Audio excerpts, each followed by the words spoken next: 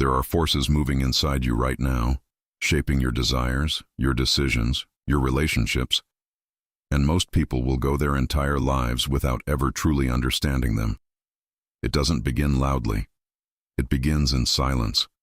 A glance that lingers longer than it should. A thought that feels too intense to explain. A pull towards someone, or something, that makes no logical sense. And if you've ever felt that, stay with me. Because what you're about to understand is something Carl Jung believed most people spend their lives avoiding. Desire is not just physical. It is psychological, symbolic, spiritual. It is the language your unconscious uses to reach you. And once you learn to read that language, everything changes. Before we go deeper, take a second. If you've ever felt drawn to something you couldn't explain, comment, "I feel it." And subscribe now, because this channel exists for people who are ready to understand themselves on a deeper level. What you call desire, Jung would call a message, not random, not meaningless, but precise. Every attraction you feel carries something beneath it, a symbol, an archetype, a memory, a wound, and sometimes a path forward. Most people never see this. They experience desire as something that happens to them, something to chase, or suppress, or feel ashamed of. But Jung saw something entirely different. He saw desire as a mirror, one that reflects not just what you want, but what is missing, what is unresolved, what is trying to become conscious. Think about it. Why do you keep being drawn to the same kind of person? Why do certain dynamics repeat, even when you promise yourself they won't? Why does something inside you react so strongly to something so small? That's not coincidence. That's pattern. And patterns come from somewhere deeper than your conscious mind. Jung called this the shadow, the parts of yourself you've pushed away, hidden, denied. But here's the truth most people don't want to face. What you suppress does not disappear. It transforms. It finds other ways to express itself. In relationships that feel chaotic, in sudden emotional reactions, in a constant sense that something is off. Even when everything looks fine, unacknowledged desire becomes pressure, and pressure always finds a release. That's why ignoring this part of yourself is dangerous. But facing it, that's where transformation begins. If you've ever noticed patterns in your life repeating, comment pattern, because awareness is the first step to breaking them. Jung believed that when you bring these hidden forces into awareness, something powerful happens. Energy shifts. What once felt overwhelming becomes usable. What once created chaos becomes clarity. Because desire, at its core, is energy. And that energy doesn't only belong to your body. It belongs to your entire psyche. Jung called this energy libido. But not in the narrow sense most people think. Not just sexual, but life force itself. The energy that drives you to create, to connect, to build, to move forward. When this energy flows freely, you feel alive, focused, driven. But when it's blocked, you feel stuck, restless, drained. And most people never realize why. They try to fix the symptoms without understanding the source. But here's what Jung understood. Blocked energy doesn't disappear. It accumulates. And if it isn't expressed consciously, it will express itself unconsciously. That's when it becomes destructive. Impulsive decisions, unhealthy attachments, emotional burnout. But when you learn to redirect it, everything changes. Desire becomes creativity. Tension becomes motivation. Longing becomes direction. This is what transformation actually looks like. Not suppressing your impulses, but understanding them, channeling them, using them. If this is making sense to you, subscribe now. Because this is knowledge most people never learn, and it changes everything. Now we go deeper, because there's another layer most people never see. Projection. Have you ever met someone and felt instantly drawn to them, in a way that felt almost irrational? As if they carried something you needed? Jung explained this through the concepts of anima and animus, the inner feminine within a man, the inner masculine within a woman. But these aren't just ideas. They are living patterns inside you. They shape who you're attracted to, how you love, what you seek in others. When you feel that powerful attraction, you're not just seeing the other person, you're seeing a part of yourself reflected back. And that's why it feels so intense, so meaningful, so consuming. Because it is. But here's where most people get lost. They believe the feeling comes from the other person. They believe the other person is the source. But Jung would say, the source is inside you. You are projecting something internal onto something external. And until you recognize that, you remain trapped in the cycle, chasing the same feelings, through different faces. If you've ever experienced that kind of attraction, comment, projection, because recognizing it changes how you see everything. When you begin to understand this, relationships become different. You stop looking for someone to complete you, and start understanding what within you is asking to be integrated. Because that's the real purpose of these experiences. Not to fulfill you, but to reveal you, to show you the parts of yourself you haven't fully met yet. And when you meet them, something incredible happens. You stop chasing, you start choosing, you stop reacting, you start understanding. And this is where real power begins. Not control over others, but awareness of yourself. Now here's the part most people aren't ready for. True transformation is not comfortable. It requires honesty, brutal honesty. Jung warned about something called inflation, when people use ideas like awakening or self-discovery to feel special, without doing the actual work. Because real growth doesn't feel like superiority. It feels like responsibility. It feels like seeing more clearly, and realizing you can't pretend anymore. So ask yourself this honestly. Are you willing to understand your desires? Or do you just want to justify them? That question is where everything changes. If you're still here, if something in you recognizes this, comment, ready. Because that means you're not just curious, you're open, and openness is where real change begins. Jung believed that the goal of life is not perfection, it's integration, becoming whole, not by eliminating your darkness, but by understanding it, working with it, transforming it, and desire is one of the most powerful gateways to that process. Not something to fear, not something to suppress, but something to understand.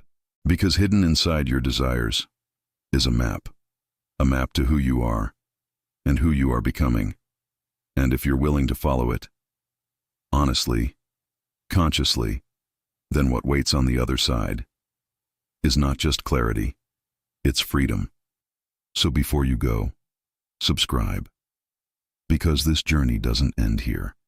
And the more you understand yourself, the more your life begins to make sense. There is a moment in every life when attraction stops being simple and starts becoming symbolic. You feel drawn to someone, not just physically, but psychologically, as if they carry something you've been searching for your entire life. And yet you can't explain why. If you've ever experienced that kind of pull, stay with me. Because what Carl Jung revealed about attraction, projection, and desire is something most people never fully understand. And once you see it, you can't unsee it. Before we go deeper, take a second. If you've ever been drawn to someone in a way that didn't make logical sense, comment, "I felt it." And subscribe, because this channel is for people who are ready to understand themselves on a deeper psychological level. What you call attraction, Jung would call projection. Inside every man lives an inner feminine image, what Jung called the anima. Inside every woman lives an inner masculine image, the animus. These are not abstract ideas. They are living forces. They shape your desires. They influence your relationships. They guide who you feel drawn to, and why. When a man meets a woman and feels an almost mystical attraction, he may believe he is seeing her clearly, but often, He is seeing his anima projected onto her, not who she is, but what she represents, a reflection of something within him that wants to be seen, felt, integrated, and when that inner image is unconscious, it can become dangerous. She becomes the perfect woman, the unreachable ideal, the fantasy that no real person can sustain. And so begins the chase, not for a person, but for a projection.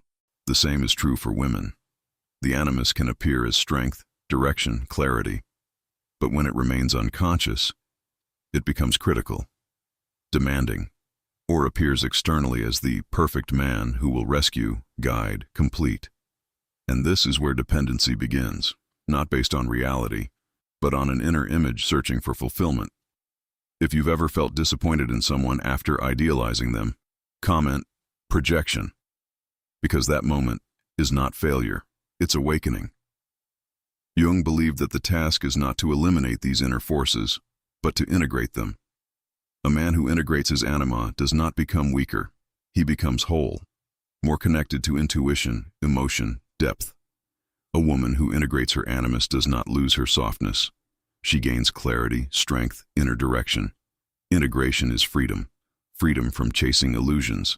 Freedom from being controlled by unconscious patterns. And it begins with a simple but powerful shift. Instead of asking, "Why does this person disappoint me?" ask, "What part of me did I project onto them?" That question changes everything. Relationships stop being chaotic and start becoming mirrors, tools for self-understanding. If this resonates with you, subscribe now, because this level of awareness transforms how you experience love, desire, and yourself. Now let's go deeper, because this is where it becomes real. We all know the feeling, falling in love so intensely it feels like destiny, seeing someone as everything you've ever wanted, as if they complete you.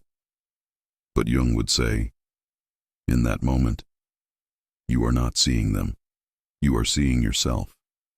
Or more precisely, the parts of yourself you haven't fully recognized yet. That's why it feels so powerful, so overwhelming, so meaningful. But here's the truth.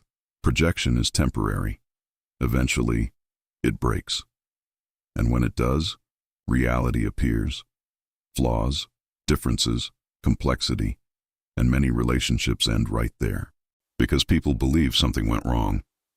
But Jung would say, nothing went wrong. Something real just began. The collapse of projection is not the end of love. It is the beginning of mature love. Love that sees clearly. Love that chooses, instead of idealizes. Love that accepts the other person as they are, not as a reflection of your unconscious. If you've ever experienced that shift, comment, real love, because very few people reach that stage consciously. Most stay trapped in cycles, falling in love with projections, and leaving when reality appears. But those who stay, those who integrate, they discover something deeper. A connection that is not based on illusion, but truth, and truth is always stronger. Now we arrive at something even deeper, because desire is not just psychological, it is transformational. Jung saw sexuality not just as a physical act, but as a gateway, a portal into the unconscious. Every desire, every attraction, every intimate moment contains information, symbols, patterns, messages. The body speaks a language the mind often ignores. But if you listen, really listen, you begin to see old wounds appearing, unresolved fears surfacing, hidden longings revealing themselves. Sexuality becomes a map, a way into your own psyche, not something to suppress, but something to understand, because within that energy, there is power, creative power, transformational power. Life itself. Jung believed that true growth comes from integrating opposites, conscious and unconscious, light and shadow, masculine and feminine. Sexuality sits at the center of that integration, and that's why it's so often surrounded by shame, fear, guilt, because it forces you to confront parts of yourself you might not want to see. But here's the truth. What you repress controls you. What you acknowledge transforms you. If you've ever felt conflicted about your own desires, comment aware, because awareness is where freedom begins. Imagine this. Instead of running from discomfort, you listen to it. Instead of judging your impulses, you decode them. Instead of suppressing your energy, you redirect it. That's transformation. A fear of intimacy might not be weakness. It might be a wounded part of you asking to be healed. A repeated pattern in relationships might not be bad luck. It might be a message, an invitation to look deeper, to understand more, to become whole. And this is where Jung's idea of individuation comes in. The process of becoming fully yourself, not by eliminating your contradictions, but by integrating them. Sexuality, desire, attraction, they are not distractions from that path. They are part of it, essential parts, because they reveal what logic cannot. They show you where you are divided, where you are incomplete, where you are growing, and if you are willing to face that honestly, something shifts. Desire becomes clarity, connection becomes awareness, and love becomes something entirely different. Not possession, not illusion, but recognition. So before you go, take a moment, reflect. What have your desires been trying to tell you? And if you're ready to go deeper, subscribe. Because this journey doesn't end here. It begins the moment you start paying attention. There comes a point in this journey where everything you thought you understood about desire begins to transform. What once felt like impulse reveals itself as meaning. What once felt like chaos becomes a pattern, and what once felt like weakness becomes power. Carl Jung believed that the path toward becoming whole does not avoid our deepest instincts. It moves directly through them. Sexuality, in this sense, is not separate from your evolution. It is part of it, a force that can either fragment you or integrate you. And the difference depends on one thing: awareness. Before we go further, pause for a moment. If you've ever felt that your desires carry a deeper meaning, comment, "I'm listening." And subscribe, because this space is for those who are ready to face themselves without illusion. Now, let's step into something most people spend their entire lives avoiding: the shadow. Jung described the shadow as everything within you that you have rejected, denied, or hidden. And nowhere is the shadow more active than in sexuality. This is where shame lives, where guilt hides, where fear distorts truth. Not because these things are inherently wrong, but because they have been pushed into darkness. And what is pushed into darkness does not disappear, it grows. Quietly, powerfully, unconsciously. You've seen this before. Someone who preaches rigid morality, yet secretly struggles with the very desires they condemn. The stronger the repression, the stronger the shadow, because what you resist persists. Jung made this clear. What you refuse to see in yourself will control you from behind the scenes, and that is why shadow work is not optional, it is essential. But here's where most people misunderstand it. Shadow work is not about acting on every impulse. It's not about indulgence. It's about recognition, seeing clearly, understanding deeply, integrating consciously. A simple way to begin: notice your reactions.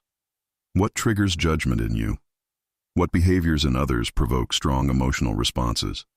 Because often, what you reject most intensely is something within yourself that has been denied. If this hits you, comment shadow, because this is where real transformation begins.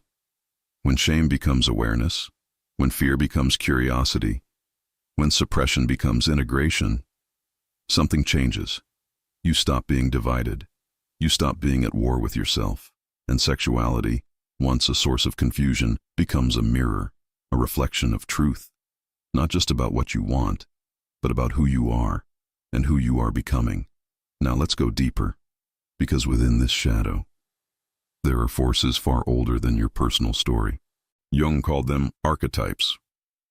primordial patterns that live in the collective unconscious, and within the realm of desire, two of the most powerful archetypes emerge, the mother and the seductress. These are not just roles, they are energies. The mother represents safety, nurturing, belonging. In its healthy form, it creates warmth, stability, emotional grounding. But when it becomes dominant or distorted, it leads to dependency, to clinging, to the need for constant reassurance, to the unconscious belief that someone else must complete you. The seductress, on the other hand, represents passion, freedom, transformation. It breaks boundaries, ignites creativity, invites you into the unknown. But when unbalanced, it can lead to chaos, manipulation, addiction to intensity, fear of stability. These two forces are not enemies. They are complementary, and every human being carries both. The problem is, most people project them outward. They search for the nurturing partner, or the exciting, intoxicating one, without realizing they are searching for parts of themselves. If you've ever been caught between craving stability and craving excitement, comment balance, because that tension is not random, it is archetypal. Maturity is not choosing one over the other. It is integrating both, being able to nurture without losing yourself, being able to desire without destroying yourself. And when that integration happens, relationships change. They stop being driven by unconscious needs and become conscious connections. This is where freedom begins. But the journey doesn't end there, because now, another archetype enters the stage, the one Jung believed defines the path forward. The hero, not the conqueror, not the one who dominates others, but the one who confronts himself, the one who faces his own darkness, his own desires, his own contradictions, and chooses integration over avoidance. This is the real hero's journey, not out in the world, but within. The hero does not suppress his sexuality. He understands it. He does not run from desire. He refines it. He does not become a slave to impulse, nor does he become numb. He becomes conscious, because true power is not in control. It is in awareness. If you've made it this far, comment aware, because very few people are willing to walk this path. It requires honesty, patience, and courage. But what waits on the other side is something most people never experience: wholeness, a state where your instincts, your emotions, your mind, and your spirit are no longer in conflict, but in alignment. This is what Jung called individuation, becoming fully yourself, not a version shaped by fear, not a version shaped by society, but your true integrated self. And sexuality, when understood, is not a distraction from that path. It is one of its deepest gateways. So as you leave this moment, ask yourself, what have I been avoiding within myself? And what might happen if I chose to understand it instead? If this opened something in you, subscribe now, because this is not just content, it's a process, and you're already in it. There comes a moment on this path when desire is no longer something you simply feel. It becomes something you understand, something you can shape, something you can transform. Carl Jung believed that the most evolved human being is not the one who suppresses their instincts, but the one who becomes conscious of them. And at the center of that transformation stands what we can call the inner hero, not the hero who conquers others, but the one who masters himself. If you've ever felt like your strongest impulses were trying to teach you something, comment inner power and subscribe, because what you're about to understand is the difference between being driven and becoming conscious. The true hero, in Jungian terms, is not a collector of experiences or pleasures. He is not the seducer. He is not the one chasing endless stimulation. He is the one who turns inward and faces the source of his desire. He recognizes that the same energy that can lead to obsession can also lead to creation, to wisdom, to healing. This is what Jung called sublimation, not repression, transformation. Energy is not destroyed, it is redirected. A person who channels desire into art, into purpose, into meaningful creation, is living this principle. A musician pouring longing into a melody, a writer turning heartbreak into insight, a human being transforming the need for love into the ability to give it. That is power, real power. Not control over others, but mastery over self. And this mastery does not come from denial. It comes from awareness. The hero does not reject life. He embraces it fully. He says yes to desire, but not as a slave, as a conscious being. He understands that every impulse carries potential to destroy or to create, and the choice is his. If you've ever paused in the middle of an impulse and asked yourself, what is this really trying to tell me? Comment awareness, because that question alone begins the transformation. Instead of reacting blindly, you observe. Instead of being controlled, you become curious. And suddenly, desire becomes information, a message from within, a signal pointing toward something deeper. This is how the hero is formed, not through perfection, but through understanding. Every temptation becomes a doorway. Every shadow becomes a teacher. Every struggle becomes a step toward wholeness. And in that process, you begin to see something greater. That sexuality itself is not separate from your growth. It is part of your evolution, a bridge between body and mind, between instinct and awareness, between the human and the transcendent. If this resonates, comment bridge, because this is where things expand beyond psychology into something almost spiritual. For thousands of years, ancient cultures did not see sexuality as something purely physical. They saw it as sacred, as a gateway, as a moment where opposites meet, where duality dissolves. Jung recognized this. He understood that when consciousness enters into the experience, something changes. Presence deepens. Connection intensifies. A simple touch becomes meaningful. An embrace becomes a moment of stillness. And suddenly, you are not just experiencing pleasure. You are experiencing presence. This is not fantasy. It is awareness. To be fully there, in the moment, without distraction, without escape. That is where transformation happens. Because in that space, you begin to feel something deeper.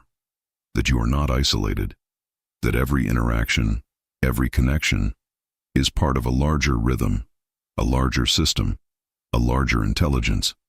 Sexuality becomes a reminder that life itself is alive within you. If you've ever felt that kind of presence, comment alive. Because most people never reach that depth. They experience sensation, but not awareness. They chase intensity, but avoid meaning. And in doing so, they miss the transformation hidden within the experience. Because sexuality, when lived unconsciously, repeats patterns. But when lived consciously, it heals them. Trauma stored in the body begins to release. Old wounds begin to surface and soften. Connection becomes restoration, not escape.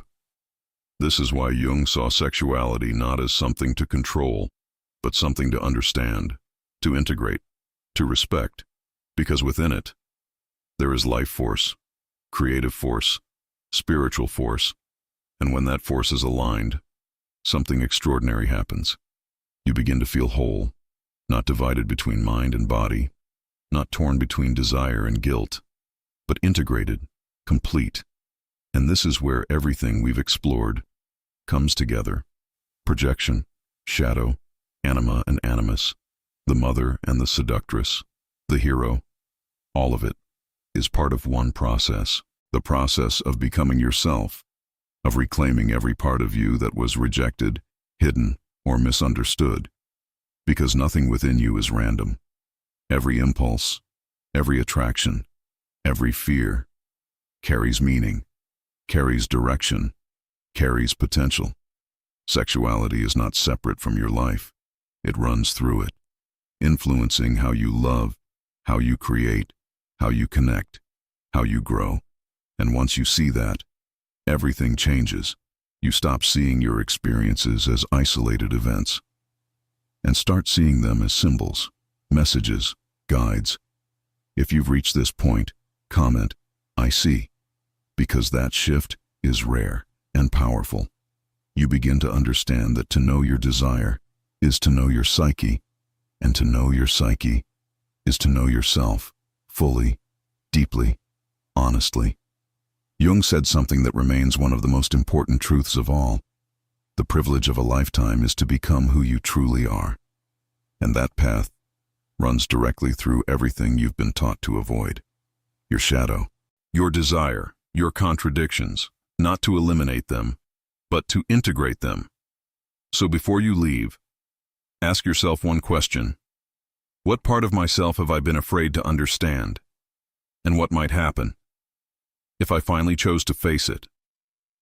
If this opened something in you, like the video, subscribe and stay close, because this journey is just beginning, and everything you're looking for is already within you.